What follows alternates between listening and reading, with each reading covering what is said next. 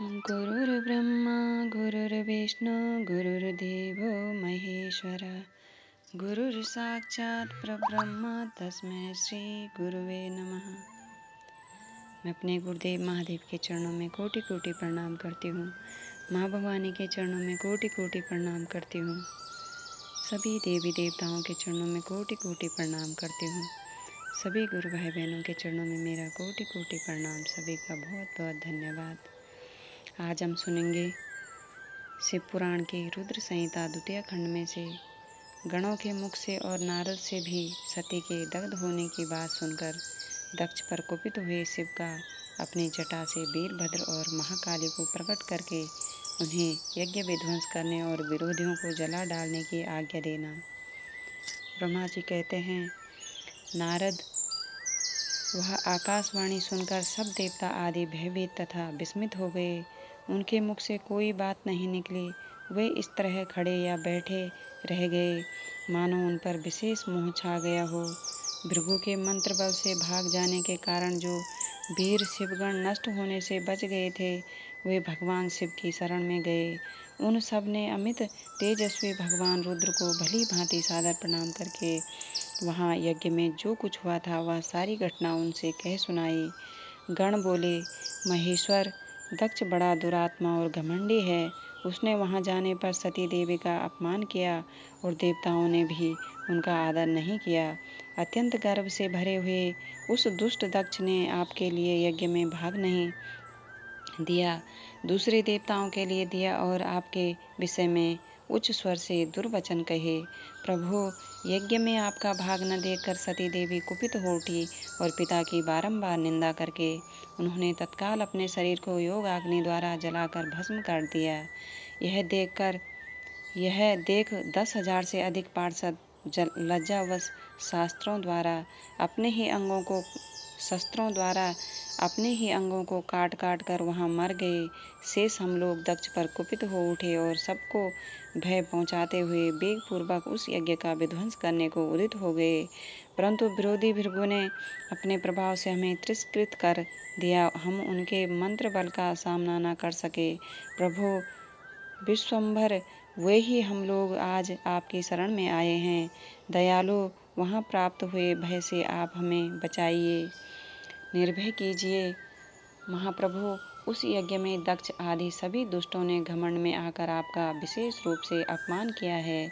कल्याणकारी शिव, इस प्रकार हमने अपना सती देवी का और मूढ़ बुद्धि वाले दक्ष आदि का भी सारा वृतांत कह सुनाया। अब आपकी जैसी इच्छा हो वैसा ही करें। ब्रह्मा जी कहते हैं, नारद, अपने पार्षदों की यह बात सुनकर भगवान शिव ने वहाँ की सारी घटना जानने के लिए शीघ्र ही तुम्हारा स्मरण किया। देवऋषि से तुम दिव्य दृष्टि से संपन्न हो, अतः भगवान के स्मरण करने पर तुम तुरंत वहां आ पहुँचे और शंकर जी को भक्तिपूर्वक प्रणाम करके खड़े हो गए।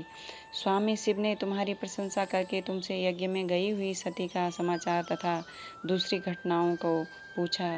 तात शंभु के पूछने पर शिव में मन लगाए रखने वाले तुमने शीघ्र ही वह सारा वृतांत कह सुनाया जो दक्ष यज्ञ में घटित हुआ था। मुने, तुम्हारे मुख से निकली हुई बात सुनकर उस समय महान रौद्र पराक्रम से संपन्न सर्वेश्वर रुद्र ने तुरंत ही बड़ा भारी क्रोध प्रकट किया। लोक संहारकारी रुद्र ने अपने सिर से एक जटा उखाड़ी और उसे रोषपूर्वक उस पर्वत के ऊपर दे मारा। मुने, भगवान शंकर के पटकने से उस जटा के 2 टुकड़े हो गए और महाप्रलय के समान भयंकर शब्द प्रकट हुआ। देवऋषि, उस जटा के पूर्व भाग में से महाभयंकर महाबली वीरभद्र प्रकट हुए, जो समस्त शिवगणों के अगुवा हैं। वे भूमंडल को सब ओर से व्याप्त करके उससे भी 10 अंगुल अधिक होकर खड़े हुए। वे देखने में प्रलयाग्नि के समान जान पड़ते थे। उनका शरीर बहुत ऊंचा था। वे 1000 भुजाओं से युक्त थे। उन सर्वसमर्थ महारुद्र के क्रोध पूर्वक प्रकट हुए निश्वास से 100 प्रकार के ज्वर और 13 प्रकार के सन्निपात रोग पैदा हो गए। तात, उस जटा के दूसरे भाग से महाकाली उत्पन्न हुई, जो बड़ी भयंकर दिखाई देती थी। वे करोड़ों भूतों से घिरी हुई थी। जो ज्वर पैदा हुए वे सब के सब शरीरधारी, क्रूर और समस्त लोगों के लिए भयंकर थे। वे अपने तेज से प्रज्वलित हो सब और दाह उत्पन्न करते हुए से प्रतीत होते थे। वीरभद्र बातचीत करने में बड़े कुशल थे। उन्होंने दोनों हाथ जोड़कर परमेश्वर शिव को प्रणाम करके कहा। वीरभद्र बोले, महारुद्र, सोम, सूर्य और अग्नि को तीन नेत्रों के रूप में धारण करने वाले प्रभु, शीघ्र आज्ञा दीजिए। मुझे इस समय कौन सा कार्य करना होगा? ईशान, क्या मुझे आधे ही क्षण में सारे समुद्रों को सुखा देना है या इतने ही समय में संपूर्ण पर्वतों को पीस डालना है? हर, मैं एक ही क्षण में ब्रह्मांड को भस्म कर डालूं या समस्त देवताओं और मुनीश्वरों को जलाकर राख कर दूं? शंकर, ईशान क्या है? ईशान, क्या मैं समस्त लोगों को उलट पुलट दूं या संपूर्ण प्राणियों का विनाश कर डालूं?